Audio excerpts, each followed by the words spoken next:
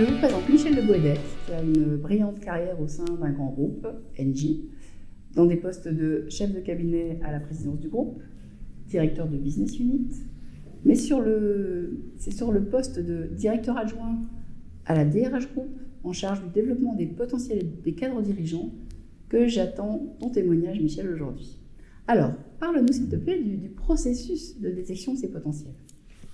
Alors ce processus, il va être varié évidemment selon les entreprises. Il n'y a pas quelque chose d'unique dans toutes les organisations, Oui. mais il y a sans doute deux points qui vont être communs, c'est un référentiel et un processus. Donc un référentiel tout d'abord qui va être finalement l'ensemble des compétences attendues qui sont identifiées et que l'entreprise veut mettre en avant et qu'elle va la rechercher chez ses cadres à potentiel. Et puis de l'autre côté, un processus qui va être organisé en général par les ressources humaines avec les managers et qui va leur donner des clés, des méthodes pour, à travers des entretiens, la plupart du temps, détecter et sélectionner les cadres au plus près du terrain. Très intéressant, donc l'importance du manager aussi dans ce processus. Oui, le manager, il est clé parce que c'est celui que vous côtoyez au quotidien et qui vous regarde travailler. Est-ce que tu peux nous dire, au niveau des compétences, plutôt sur les soft skills, les compétences au-delà de l'opérationnel dans des métiers réussis, qu'est-ce qui est attendu du futur dirigeant ? Alors, de la même façon, ça va varier selon les secteurs d'activité et selon les entreprises. Les accents vont être mis sur un point ou un autre, mais je pense qu'on peut retrouver des choses comme l'enthousiasme, la passion, l'importance finalement d'aimer ce qu'on fait et de savoir le transmettre. Avec le son. L'empathie, je pense que c'est un point qui n'est peut-être pas aussi intuitif que ça, parce qu'on peut se dire finalement ceux qui réussissent sont ceux qui sont durs dans les organisations. Oui. Je suis convaincu exactement de l'inverse. Il faut savoir embarquer les équipes, et pour ça il faut avoir un minimum d'empathie et pouvoir être interconnecté, on va dire, avec les personnes. Oui. Avec les différents services, ça reflète absolument. Aussi la capacité et l'interconnexion avec les autres. Oui. De l'agilité, alors c'est peut-être la palissade parce qu'aujourd'hui on dit qu'il faut être agile partout et tout le temps, mais c'est quand même une réalité de ce qu'on va attendre des managers.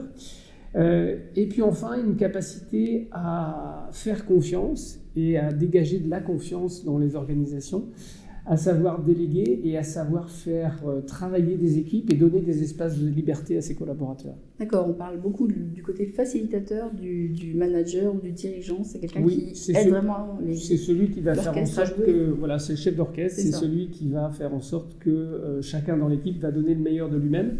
Le résultat, c'est le collectif et c'est cette capacité à faire émerger des résultats en équipe. Très intéressant, donc j'espère que ce témoignage vous conforte dans l'idée que la passion et l'enthousiasme sont vraiment aussi le levier numéro 1, puis après les compétences associées. Michel, quel constat tu as pu faire dans ces postes entre la réussite féminine et la réussite masculine dans ces postes de dirigeants ? Alors je pense qu'il ne faut pas les opposer et vouloir absolument les distinguer. Non, c'est pas le but, mais est-ce qu'il y a des traits? Mais il y a des points d'attention. Des points d'attention parce que, évidemment, quand on regarde l'histoire des organisations, on ne peut pas dire que les managers à un certain niveau soient très féminins. Alors c'est le poids de l'histoire, il y a multiples raisons, multiples critères, la manière dont les hommes se sont comportés, la manière dont la société s'est comportée à l'égard des femmes. Et progressivement, c'est en train de changer. Les organisations changent, les hommes et leur regard changent aussi, mais il y a une partie du travail qui relève aussi de ce que les femmes doivent faire. Donc il y a une prise de conscience, à mon avis, sur plusieurs thèmes qui sont d'abord l'autocensure, donc qui est souvent une capacité à ne pas y aller et à se dire finalement « Ah non, je ne suis pas légitime, je n'ai pas les compétences pour faire ». Est-ce que je peux là juste rajouter, Michel, cet exemple où on dit pour postuler un job, un homme a besoin d'avoir à peu près 60% de ce job. Enfin, s'il estime avoir 60%, il y va.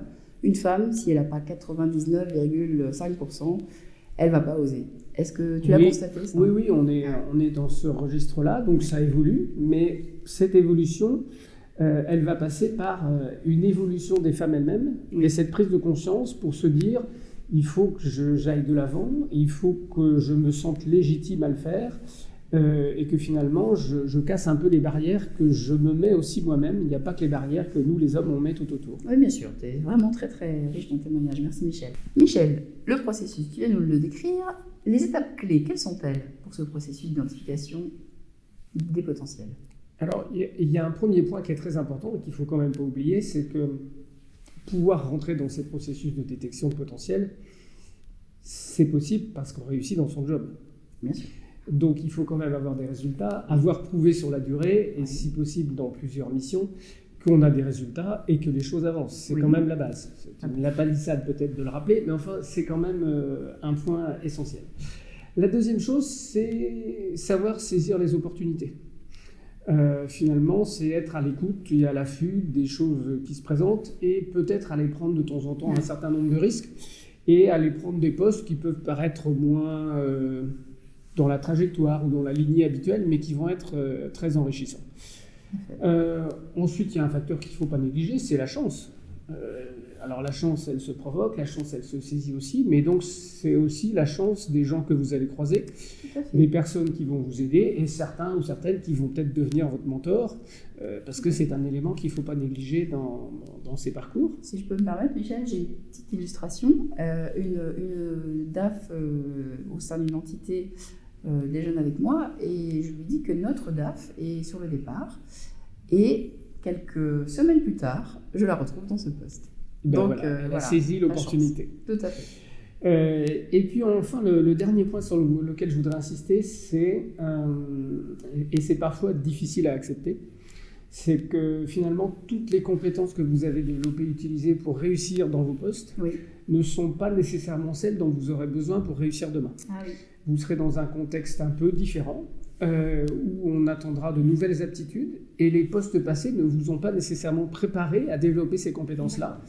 Donc il faut aussi savoir se remettre en cause et développer de nouvelles aptitudes en fonction du contexte dans lequel on va évoluer dans le futur job. D'accord, beaucoup de challenges en effet à relever. Beaucoup de challenges, mais finalement c'est une course de longue haleine et avec de nouvelles haies à chaque fois. C'est ça, très belle illustration. Et alors enfin, est-ce que tu peux nous raconter une belle réussite féminine? Alors pour le coup, est-ce que tu as une illustration à nous conter? Alors je ne vais pas donner le nom puisque voilà, on va rester dans des choses qui sont impersonnelles, mais plutôt une anecdote. Chez Engie, nous avions lancé un programme de mentoring, donc mentoring au féminin. Et donc j'ai mentoré plusieurs personnes et je me souviens d'un exemple avec l'une d'entre elles qui un jour arrive lors d'un meeting où nous avions rendez-vous et elle me dit avec un large sourire, ça y est, je l'ai fait, j'ai tenu tête à mon boss. Tenu tête au sens savoir dire et donner son point de vue en étant parfois en opposition, mais pouvoir s'exprimer et finalement prendre son territoire. Donc ça, j'avais trouvé ça tout à fait intéressant, et surtout l'expression qui accompagnait ce témoignage, qui était un sourire totalement radieux. Et alors, je ne sais pas s'il y a une relation de cause à effet, mais en tout cas, cette personne a une carrière qui s'est derrière bien déroulée. Elle a changé de poste et depuis, elle a eu une ascension remarquable. Ah, bah écoute, voilà, tu permets à nos auditeurs de se projeter vers de beaux espaces. Donc les filles, allez-y, les femmes, prenez aussi votre territoire, comme le dit Michel, et faites-le en bonne intelligence, évidemment, avec vos collègues masculins. Michel, merci beaucoup pour ce témoignage. Et puis, on te retrouvera prochainement dans un témoignage sur les codes politiques. Merci. Bonne journée, Michel.